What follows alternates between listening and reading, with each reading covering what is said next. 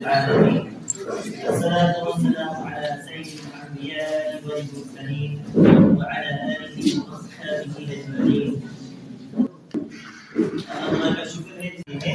کہ ہمیں اللہ نے اسلام کی دولت سے نوازا ہے، تو اس سے ہمیں دنیا میں آنے کا مقصد پتہ چلا کہ دنیا میں آنے کا مقصد خالی کھانا پینا یا زندگی گزارنا اتنا ہی نہیں ہے، بلکہ ہمیں مرنے کے بعد ایک سب سے بڑی زندگی آنے والی ہے، اور وہ اتنی ایسی زندگی ہے اس میں جو شخص کامیاب ہو گیا وہ ہمیشہ کے لیے کامیاب ہو گیا، جس کو ایک بار خوشی ملی وہ اس کو ہمیشہ کے لیے خوشی ملی، اور جو ناکامیاب ہو گیا اس کو ہمیشہ بھر کے لیے ناکامیابی مل گئی ہے نا۔ اس کے لیے ہمیں دیکھنا ہے جو بھی دنیا کی جو بھی چیزیں ہیں ان سب کو مسلمان کو یہ چاہیے یہ کوالٹی اپنے اندر لائے، جو بھی دنیا کی چیزیں آ جائے سامنے اس کو پہلے اسلام کے سانچے میں ناپے کہ ہمارا اسلام اس کے بارے میں کیا کہتا ہے، کیا اجازت دیتا ہے اور کیسے کہتا ہے، ہمیں کیا کرنا ہے۔ ہم پہلے دیکھیں گے کہ علم کی ڈیفینیشن کیا ہے، علم کسے کہتے ہیں۔ علم کہتے ہیں کہ مجھ سے اس حال میں اللہ تعالیٰ کیا چاہتا ہے، کیا کہتے ہیں جو کہ علم صرف اسے کہتے ہیں کہ اللہ ہم سے کیا چاہتا ہے، اللہ ہم سے کیا چاہتا ہے، ہمارا رب جو ہم سے چاہتا ہے اس کو علم کہتے ہیں، اس کو اور علم کا جو ہے اللہ کی اطاعت کے بغیر کوئی تقاضا نہیں ہے۔ علم کا تقاضا کیا ہے، اللہ کی اطاعت، اور جو ہم سے مخلوق چاہتی ہے وہ فن ہے، جو ہم سے مخلوق چاہتی ہے وہ کیا ہے، وہ فن ہے، جو ہم ابھی پڑھ رہے ہیں یہ فن ہے، کیا ہے، یہ فن ہے، اس میں ہم سیکھتے ہیں ہم کیسے ترقی کریں، یہ فن ہے، یہ کیا ہے،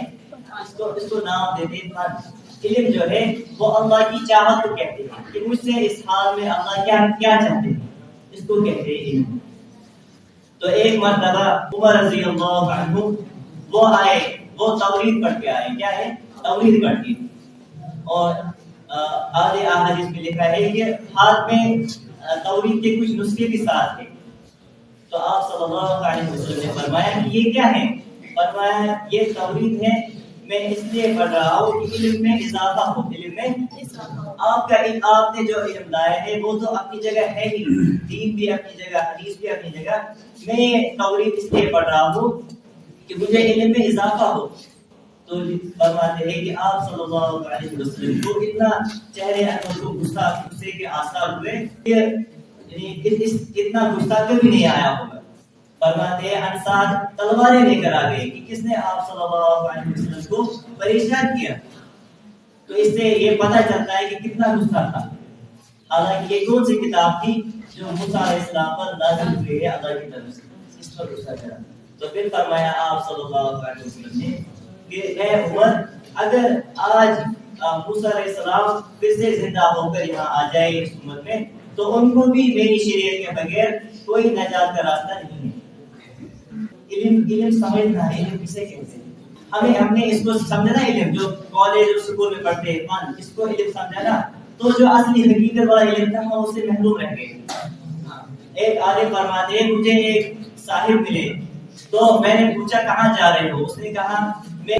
علم حاصل کرنے کے لیے چین جا رہا ہوں، کیونکہ حدیث میں لکھا ہے کہ علم حاصل کرو اگرچہ چین جانا پڑے، اگرچہ۔ تو میں نے پوچھا، وہ عالم کہتا ہے کہ میں نے کہا کیا ہندوستان میں علماء نہیں ہیں، کیا ہندوستان میں علمی مدارس نہیں ہیں، تو اس نے کہا نہیں میں ڈاکٹری کرنے جا رہا ہوں، تو اس عالم نے کہا کہ پھر علم کیوں کہہ رہے ہو، تو اس نے کہا یہ بھی علم ہے، کیا کہا، یہ بھی، تو کہا نہیں علم یہ نہیں ہے، علم اللہ کی چاہت کو کہتے ہیں۔ آپ صلی اللہ علیہ وسلم جو اللہ کی طرف سے لائے اس کو علم کہتے ہیں، اس کو تو فن کہتے ہیں، تو فرمایا نہیں اس کو بھی علم کہتے ہیں۔ تو فرمایا تم سورہ فاتحہ جاتے ہوئے سناؤ، تو اس نے کہا مجھے سورہ فاتحہ میں نے نہیں سیکھی ہے، تو اس نے سورہ فاتحہ اس کو یاد نہیں، ٹھیک ہے، یہ ہے نحوست اس فن کو علم سمجھنے کی، اس کو علم کا نام دیا، اور جو علم ہم پر سیکھنا فرض تھا اس سے ہم محروم ہیں۔ علم دو قسم کا ہے. کیا ہے؟ دو قسم کا.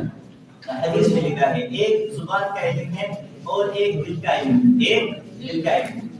زبان کا علم وہ ہے جو خالی الفاظ انسان کے زبان پر ہوں گے. تو فرمایا کہ وہ انسان کو قیامت کے دن حجت بنے گا. انسان کو پتا ہے اللہ مجھ سے کیا چاہتا ہے لیکن عمل نہیں کر رہا ہے تو یہ پکڑ کا ذریعہ بنے گا, یہ نقصان بنے گا. اور